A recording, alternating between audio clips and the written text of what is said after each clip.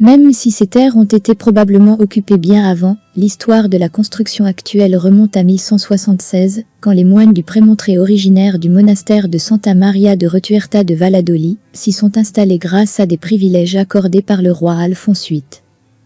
Le nom de cette nouvelle fondation aurait pour origine le don d'une relique de la part de ce roi. Les droits de cette communauté seront confirmés par le pape Alexandre III l'année suivante, en 1177. Leur territoire s'étendait entre les rivières Carrion et Ucieza. La splendeur des XIIIe, XIVe et XVe siècles peut s'admirer dans le bâtiment actuel, elle se traduit par l'agrandissement de l'église originale, on n'a conservé que le chevet, et la modification du plan et des voûtes. Cependant, à partir du XVIe siècle, le monastère connut une époque de décadence et de problèmes, qui poussèrent le chapitre général de l'ordre du Prémontré à décider le transfert des moines à Valladolid, mais grâce à un don important de Philippe II, pour restaurer le bâtiment, les moines purent y rester et on évita sa clôture. Malgré tout, une partie des moines quittèrent le monastère au début du XVIIe siècle et Santa Cruz devint alors un priorat. Le XVIIIe siècle nous a laissé le souvenir d'un incendie en 1715 et d'une inondation en 1739, qui occasionnèrent bien des dégâts et exigèrent de nouvelles réparations. En même temps, le lieu devint de moins en moins important, et à la fin du siècle, il n'y restait que le prieur et un moine.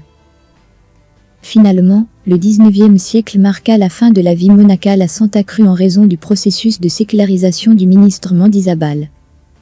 Le monastère fut supprimé en 1835, ce qui fait que les moines abandonnèrent l'endroit pour ne plus y revenir. Les terres et autres propriétés furent aliénées et mises aux enchères. À partir de ce moment, l'ancienne église devint la paroisse de Saint-Norbert permettant aux villageois de suivre le culte. Depuis, les anciennes possessions du monastère ont connu différents propriétaires, qui ont toujours considéré que les bâtiments religieux faisaient partie de la vente, et cela a généré un long litige avec l'évêché de Palencia.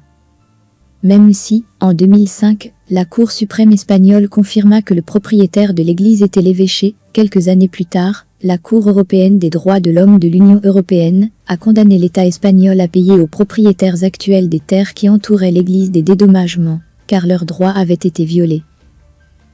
Actuellement, la municipalité de Riba de Campos a obtenu la cession temporelle du bâtiment de la part du diocèse pour y mener des activités culturelles, et on s'est mis à restaurer le monument en commençant par le nettoyage de l'environnement et reconstruction de la tour en 2017, déblaiement du cloître en 2019 et réparation des toitures en 2021. Grâce à tout cela, la ruine du monument a pu être évitée. La collaboration de la Députation de Palencia et de la Junta de Castilla y León a été primordiale, avec leurs intérêts réciproques et leurs apports de fonds, ainsi que la création, en 2018, de l'Association des Amis du monastère de Santa Cruz de la Zarza, engagée pour la conservation et réhabilitation du monastère, ainsi que pour la diffusion de la culture et des traditions de Riba de Campos et des alentours.